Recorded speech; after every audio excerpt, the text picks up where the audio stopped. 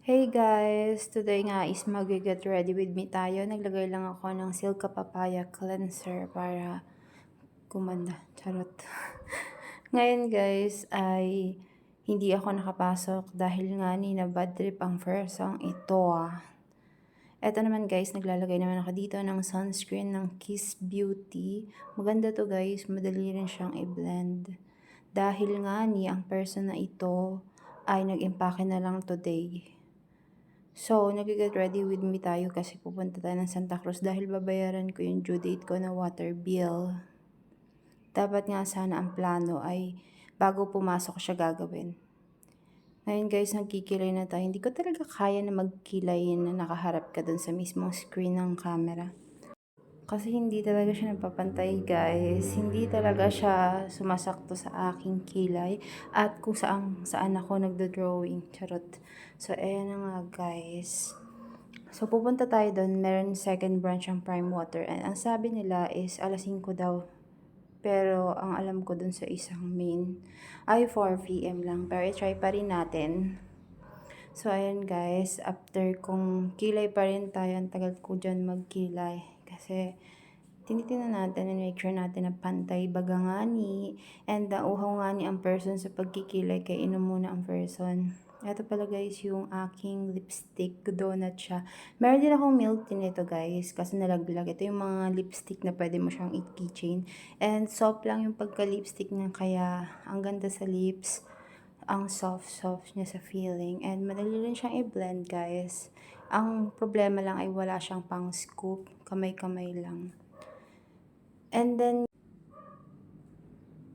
ayan guys, ayan na yung aking final look.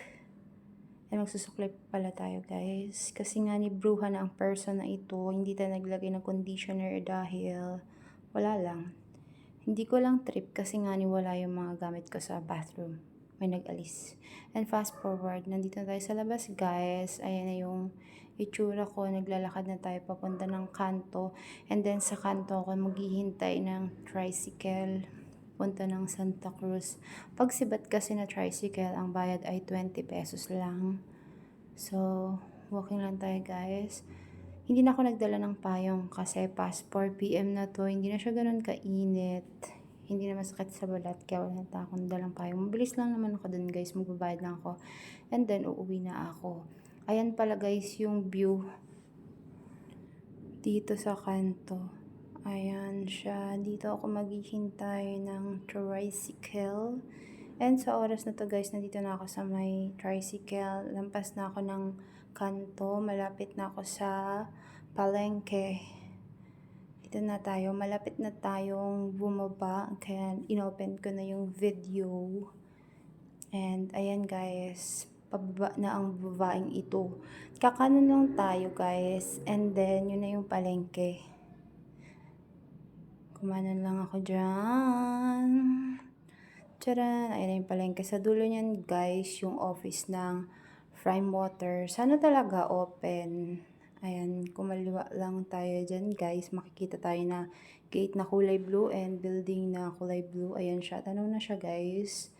And pagtingin ko guys ay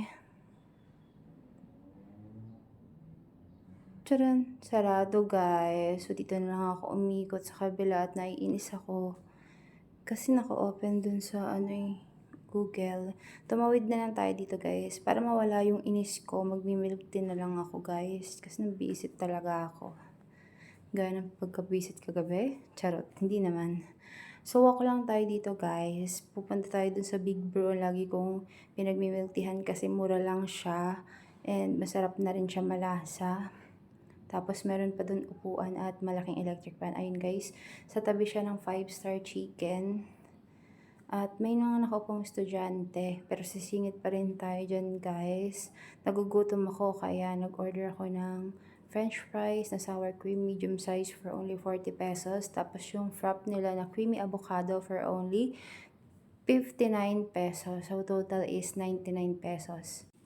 Okay, tapos na ako dyan kumain guys ng french fries and malapit ko na rin maubos yung aking prop.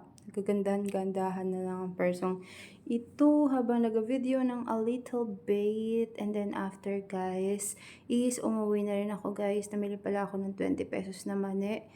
And sumusakay na ako sa tricycle. For 35 pesos yung hiningi sa akin na pamasahe.